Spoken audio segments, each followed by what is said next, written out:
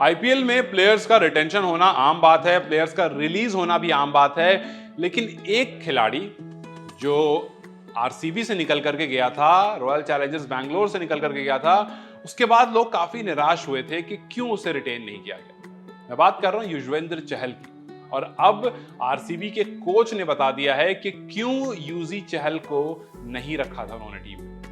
उन्होंने कहा कि हमने 3 खिलाड़ियों को रिटेन किया। हालांकि जब उन्होंने 3 खिलाड़ियों को रिटेन किया तो उनका मौका था हर टीम के पास 4 खिलाड़ी को रिटेन करने का, लेकिन उन्होंने 3 को ही रिटेन किया था। उन्होंने कहा कि हमने 3 को ही रिटेन किया था क्योंकि हमारा प्लान ये था कि हम हर्षल पटेल और युजवेंद्र चहल को ऑक्शन में फिर से ले लेंगे। हमने 3 प्लेयर्स को रिटेन किया और उस वजह से हमारे पास 4 करोड़ रुपए एक्स्ट्रा हो गए थे, जो कि हमें लगा कि हमारे पास वो अच्छी चीज है, हम उसको बाद में यूटिलाइज कर सकते हैं, लेकिन ऐसा हो नहीं पाया। और ऐसा ना होने का रीजन उन्होंने बताया कि जब ऑक्शन स्टार्ट हुआ तो ऑक्शन में यूजी काफी लेट से आए। ऑक्शन में यूजी 65th नंबर पर आए और जब तक वो आए तब तक हम इस बात की गारंटी नहीं दे सकते थे कि हम उनको पिक कर लेंगे, क्योंकि जाहिर सी बात है जब 65th नंबर पर वो आए हैं तो उससे पहले जो पैसे थे वो अदर प्लेयर्स पर आरसीबी ऑलरेडी लगा चुका था।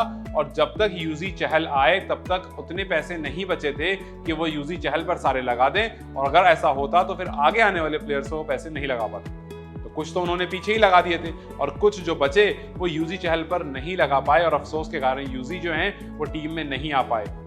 इस बारे में बहुत सारी बात हुई थी कि उन्होंने खुद भी कहा था कि मैंने ऑक्शंस के टाइम पर बहुत ध्यान रखा, जो मॉक ऑक्शंस होते हैं उन्होंने कहा मैंने मॉक ऑक्शन के टाइम पर काफी ध्यान रखा था कि किसी भी तरह से मुझे हर्षल और यूजी वापस से अपनी टीम में चाहिए। हमने मॉक में काफी कोशिश करी थी, हमने बस हमें ये नहीं पता था कि वो कितनी लेट में आएंगे और उससे पहले कितना, क्योंकि मॉक में आपको नहीं पता होता है सामने वाली टीम कितना अमाउंट एक खिलाड़ी पर रखेगी। उन्होंने बोला हमने कोशिश करी, हमें लेना था, हमारे प्लान्स में थे यूजी, लेकिन फिर भी हम नहीं ले पाए। उन्होंने बोला और अगर हम सारे पैसे यूजी पे लगा देते तो हो सकता है कि वो बाद में हम पर आते या नहीं आते इस बात की कोई गारंटी नहीं है। हमारे पास लेग स्पिनर भी नहीं होता और हमारे पास पैसे भी खत्म हो जाते, तो हमारे पास कोई ऑप्शन नहीं बचा था, हमने यूजी को जाने दिया।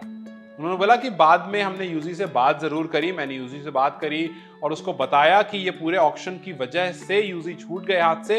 हालांकि यूजी बहुत नाराज थे इस बात को लेकर के, वो बहुत नाराज थे, लेकिन वो समझ रहे थे कि हम भी डिफिकल्ट सिचुएशन में थे और हमारी चॉइस नहीं थी कि हम यूं ही युजवेंद्र चहल को जाने देते।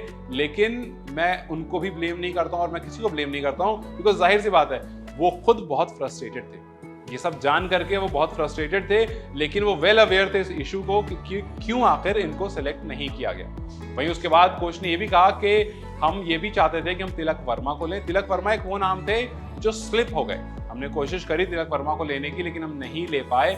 हम चाहते थे कि एक लेफ्ट हैंडर अटैकिंग बैट्समैन हमारे पास हो, लेकिन हमारे पास नहीं हो पाया। हमने रजत पाटीदार को लिया और वो भी हमारी चॉइस में थे, लेकिन तिलक वर्मा पर हमारा ध्यान थोड़ा सा ज्यादा था। तो खैर जब यूजी चहल आरसीबी में नहीं आए थे तो बहुत सारे आरसीबीएंस जो हैं वो बहुत नाराज हुए थे, क्योंकि यूजी की परफॉर्मेंस काफी अच्छी रही है, खास करके उस चिन्ना स्वामी में जहां पर स्पिनर्स उतना कारगर साबित नहीं होते हैं, वहां पर यूजी ने आरसीबी के लिए अच्छा परफॉर्म करके दिया है और उनके विकेट टेकिंग बॉलर रहे हैं वो। तो ऐसा होने के बाद जब यूजी बाहर निकलते हैं, बाद में यूजी से भी जब पूछा गया था तो उन्होंने भी कहा था कि मैंने एक्सपेक्ट नहीं किया था कि ऐसे मुझे निकाल दिया जाएगा, बिकॉज जब आपके पास ऑप्शन है कि आप 4 प्लेयर को रिटेन कर सकते हो तो यूजी एक्सपेक्ट कर रहे थे कि उनको रिटेन किया जाएगा, लेकिन उस टाइम पर रिटेन नहीं किया। उस टाइम पर आपने एबी डिविलियर्स को रिटेन किया था, उस टाइम पर आपने सिराज को रिटेन किया था और आपने विराट कोहली को रिटेन किया था। तो आपके पास जो प्लेयर रिटेन्ड थे वो यूजी नहीं थे।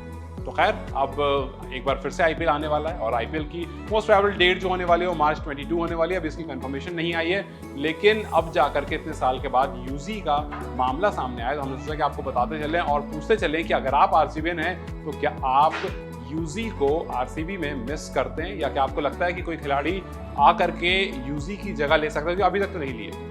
क्या कोई खिलाड़ी आकर के यूजी की जगह ले सकता है, या फिर आरसीबी ने एक बहुत बड़ी गलती कर दी युजवेंद्र चहल को छोड़ करके? आपको क्या लगता है मुझे कमेंट सेक्शन में जरूर बताएं। इस वीडियो को लाइक और शेयर जरूर करें और जाते जाते चैनल को सब्सक्राइब करते जाएं।